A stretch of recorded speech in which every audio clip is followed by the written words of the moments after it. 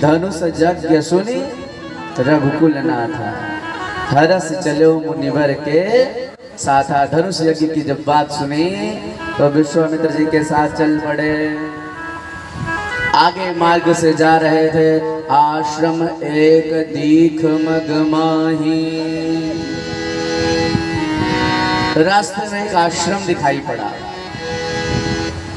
तो पूछा मुनि शिला प्रभु देखे। भगवान ने देखा कि एक शिला नारी का रूप बना करके एक स्थान पर खड़ी है और वो आश्रम जो है बिल्कुल उजाड़ हो गया है। आश्रम में कोई पशु पक्षी नहीं है, कोई सौंदर्यता नहीं है, देखने में बड़ा उबड़ खाबड़ा लग रहा है।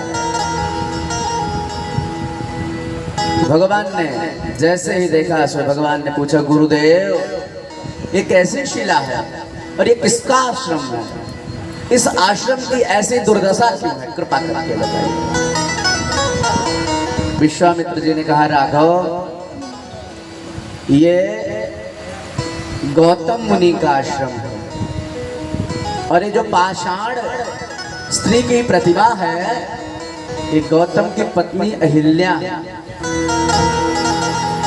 भगवान ने कहा, महाराज गौतम मुनि की पत्नी अहिल्या है तो वो पत्थर कैसे बन गई?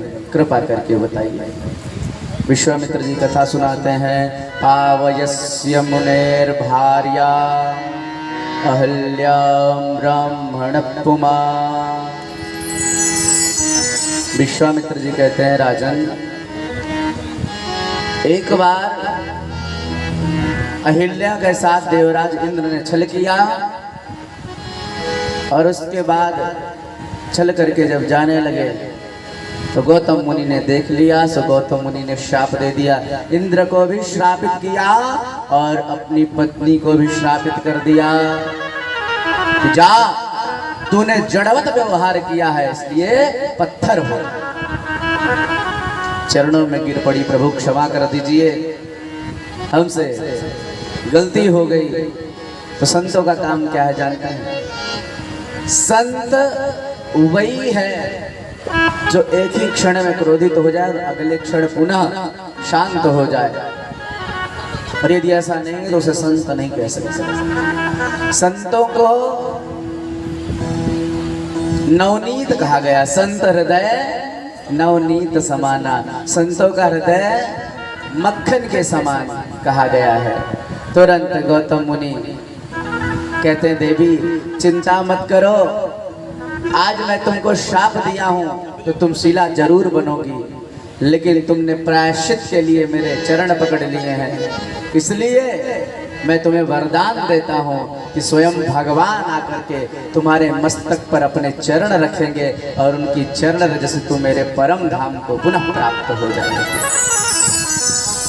आज भगवान ने जैसे ही देखा तो पूछा, भगवान स्वयं पूछते हैं। विश्वामित्र जी कहते हैं, महाराज आपकी बड़ी कृपा होगी यदि आप अपने चरण को इनके मस्तक पर रख देंगे। तो भगवान ने तुरंत अपने चरणों को उठाया और रख दिया। छुअत शिला भई नारी गोसाई। जैसे ही चरण स्पर्श हुआ वो प्रतिमा नारी का रूप धर के प्रकट हो गई। भगवान के चरणों में प्रणाम की, भगवान की स्तुति करी। शांताकारं भुजगशयनं पद्मनाभं सुरेशं विश्वाधारं गगनसदृशं मेघवर्णं शुभांगं लक्ष्मीकान्तं कमलनयनं योगिभिर्ध्यानगम्यं वंदे विष्णुं भवभयहरं सर्वलोकैकनाथं। हे प्रभु, आपके चरणों में बारंबार प्रणाम है, आपकी बड़ी कृपा भई। और आज अहिल्या अपने पति गौतम को भी धन्यवाद कर रहे हैं। अहिल्या जी कहती हैं, मुनि श्राप जो दीना अति भल कीना परम अनुग्रह मैं माना। अहिल्या कहती, प्रभु आपने मुझे श्रापित करके मेरे ऊपर उपकार किया है। क्यों?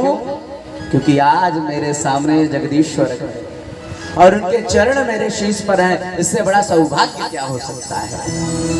प्रसन्न हो गए, भगवान से निवेदन किया, प्रभु मेरी कुटिया पर पधारो।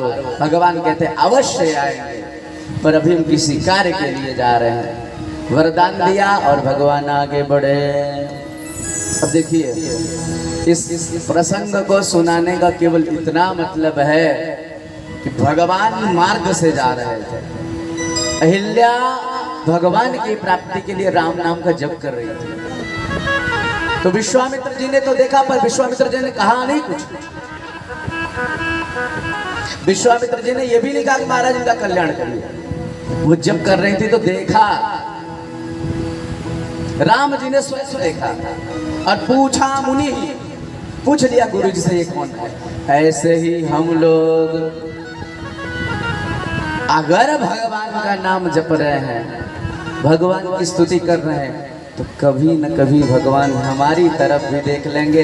अरे एक बार उन्होंने देख लिया तो हमारा जीवन अपने आप धन्य हो जाएगा। कुछ कहने की आवश्यकता नहीं।